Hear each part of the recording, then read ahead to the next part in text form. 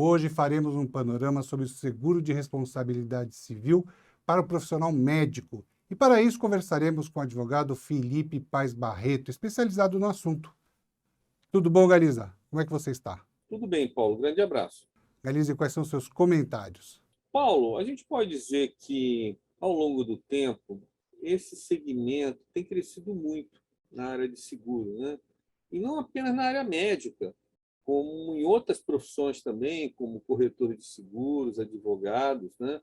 E, para você ter uma ideia, a gente estima que esse RC profissional, de todas as profissões, envolve hoje uns prêmios de 600 milhões por ano. É quanto representa esse mercado.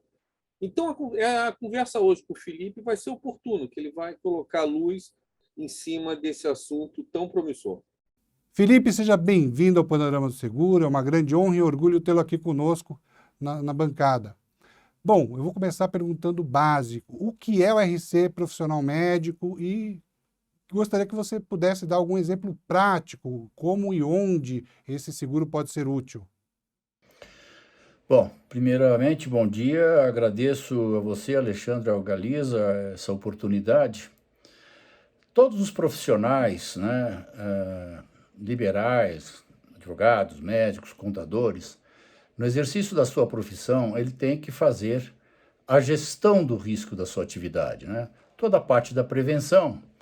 E, eventualmente, se algo acontece de errado, que ele eventualmente for responsabilizado, é necessário que ele tenha uma forma de financiar essas perdas. E a melhor forma e menos onerosa é a contratação de um seguro de responsabilidade civil profissional. Eventualmente, numa cirurgia, pode acontecer, né, de esquecer, de repente, um bisturi, uma agulha que se rompe, né, e ele amanhã ser responsabilizado por um dano que venha a causar esse paciente em função deste evento que ocorreu durante uma cirurgia. E tantos outros quanto ocorre hoje no dia a dia com os profissionais da área da saúde. Num caso de um laboratório, por exemplo, um erro, né, de diagnóstico de um laudo e assim sucessivamente. Muito bom, Felipe. Felipe, como você avalia esse tipo de seguro nesse momento? Quais são os principais desafios e oportunidades? Bom, por muitos anos, Alexandre, quando nós iniciamos esse processo todo, foi no ano de 99 para 2000, a comunidade médica como um todo, ninguém queria falar sobre seguro, porque achava que o seguro seria o grande vilão dessa história, que de repente começariam a aumentar os números de processo pelo fato de ter seguro. E de lá para cá, nós fomos aí, através de palestras, através de visitas a corretores, a associações, mostrar que o ser humano não é infalível. E isto pode acontecer com qualquer profissão.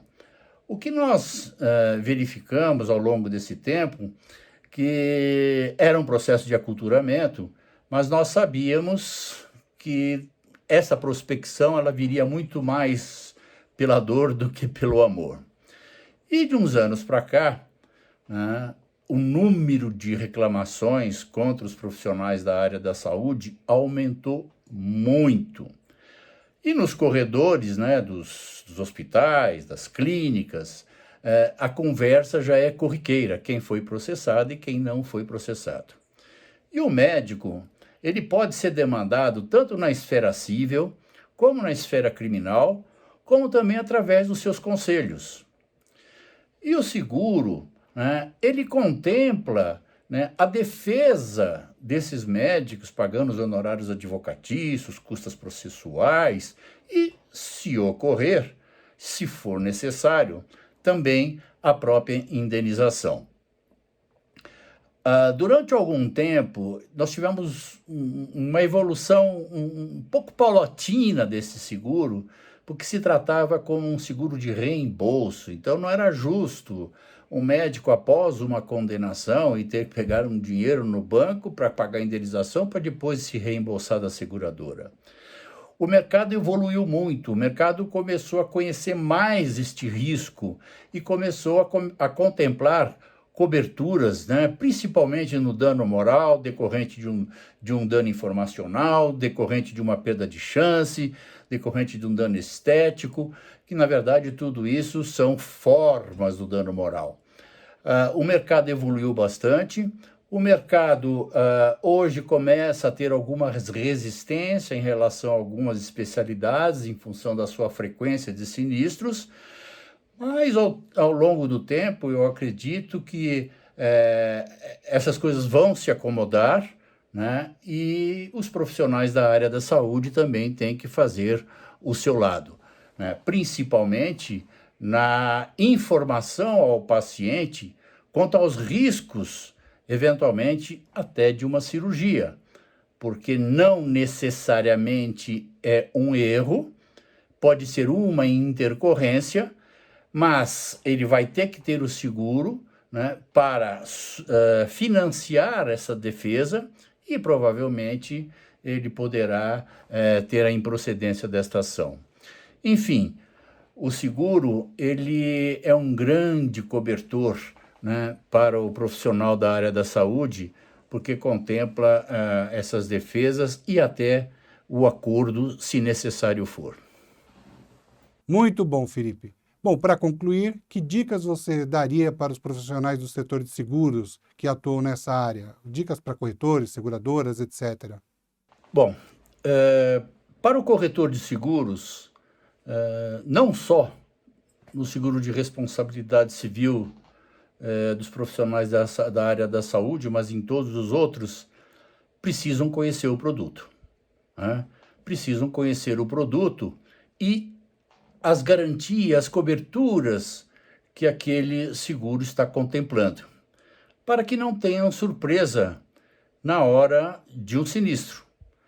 Hoje, diferentemente de um passado bem recente, nós temos 11 seguradoras operando nesta área, né?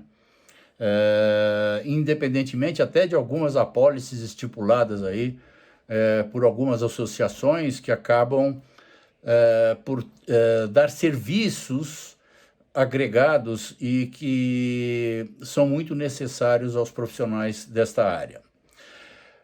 O que o profissional de saúde tem que também observar que ele precisa, ele necessita de conhecer os riscos daquela atividade. Quando você fala os riscos daquela atividade, ter um pequeno conhecimento de uma estrutura jurídica, né? Exemplo, um médico, ele tem uma pessoa física que ele vai lá e faz o seguro dele em seu nome, pessoa física.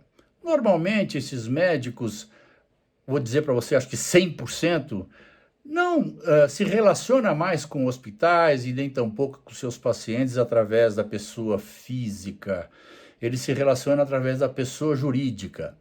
E de várias formas de sociedade que ele vem a constituir. Uma delas é aquela pessoa física, jurídica única, é só ele, né? Então, o que ocorre? Se ele faz um seguro em nome da pessoa física, ele deu lá nota fiscal para o paciente demanda contra a pessoa jurídica, a seguradora virá e dirá, não, este segurado não tem seguro, quem tem seguro é a pessoa física. Então, para isso, há instrumentos dentro do mercado de companhias que situações como essa e outras que podem ocorrer na forma operacional desses profissionais é estender a cobertura da pessoa física para a pessoa jurídica, porque se é uma pessoa jurídica unilateral, né, o risco não aumentou para a seguradora, o risco é o mesmo, é o próprio profissional, mas se amanhã aparecer um sinistro contra essa pessoa jurídica, ele estará coberto. Então, em face de várias companhias hoje estarem operando, é interessante verificar quais são as coberturas que uma seguradora contemple ou não. Ou não. Outro assunto muito sério com relação aos corretores de seguros, que eles têm que prestar atenção, é o período de retroatividade. Porque o seguro cobre os fatos geradores a partir do início de vigência da apólice. Então, fatos geradores do passado que foram reclamados nesta vigência, eles não estarão cobertos. Então, existem duas situações. Num primeiro momento, quando se contrata o seguro, é verificar se a seguradora dá cobertura para atos anteriores e que período que ela dá, né? Que se chama o período de retroatividade. Quando eu falo de atos anteriores, mesmo ela dando esta cobertura, mas desde que o profissional não tenha conhecimento. Então, se há 2 anos passados, a seguradora dá uma retroatividade de 2 anos, e há 2 anos passados ele teve um processo no CRM, e depois que ele entrou, depois que ele fez o seguro, ele teve uma reclamação no cível, ele tinha conhecimento daquele fato, então ele não terá cobertura. Então, é muito importante que se aprofunde com relação ao seguro e enxergue qual é o risco deste profissional. Com relação ao mercado segurador, nós tivemos uma evolução muito boa, né? Eu acho que nesses 20 anos, né, vamos falar mais próximo, nos últimos 10 anos, nós estamos aí verificando produtos que contemplam basicamente todas as necessidades dos profissionais que atuam nessa área. O que ainda é tema para ser conversado em congressos, em eventos, intersindical, com as seguradoras, é no que tange a interpretação dentro das regulações de sinistros, né? Isso, de vez em quando, você encontra alguns pequenos conflitos, né? Porque há, de certa forma, um subjetivismo, porque, no fundo, a interpretação, eventualmente, da especialidade que o médico está atuando, se aquilo era a área de atuação ou não, se é com o viés da responsabilidade civil em si, né? Se eventualmente é uma intercorrência, e essa intercorrência vem negando um sinistro porque ele tinha conhecimento do fato. Então, você imagina os médicos do seu dia a dia, toda intercorrência, que não é um erro, é uma intercorrência, vem a notificar a seguradora pelo um fato que veio eventualmente a ser pleiteado em juízo. Mas é um mercado que está aberto para a gente conversar, e sempre quando existem essas situações, o bom senso tem imperado, compreendeu?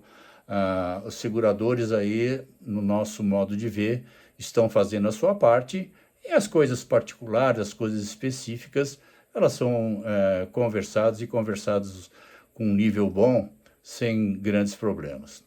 Muito bom, Felipe. Esta edição do Panorama do Seguro está chegando ao final. Obrigado ao Felipe. Bom, mais uma vez, né, agradeço aí a oportunidade. Nossa empresa, nós atuamos aí nesse segmento aí há mais de 20 anos. E um ponto importante para essa comunidade, que antes de responsabilidade civil, antes de responsabilidade ética ou criminal, existe algo maior que é o prestígio profissional. Então, na hora que ocorre o sinistro, nós temos que dar um colo a este profissional da área da saúde e também a orientá-los sempre que algo ocorra, qualquer intercorrência que ocorra durante o período da apólice ou eventualmente até depois do período. Nós também somos lá responsável, né, pela Cátedra de Responsabilidade Civil da Academia. Já discutimos alguns assuntos nesta área, inclusive sobre o gerenciamento de risco, que é a base de defesa, né, para todo profissional, e é o que dá todo o alicerce, principalmente documental, para que você possa mostrar que exerceu a boa medicina. Então, eu agradeço a vocês e um forte abraço. Obrigado, Francisco Galiza. Paulo, foi ótimo. O Felipe trouxe muitas informações úteis para quem tiver interesse em operar nesse mercado. Foi um programa bastante positivo. E obrigado a todos que assistiram ao programa. Esperamos por você na próxima edição. Por favor, continue nos enviando seus comentários, críticas e sugestões, ou por e-mail ou por WhatsApp. Um forte abraço, se cuidem e fiquem bem.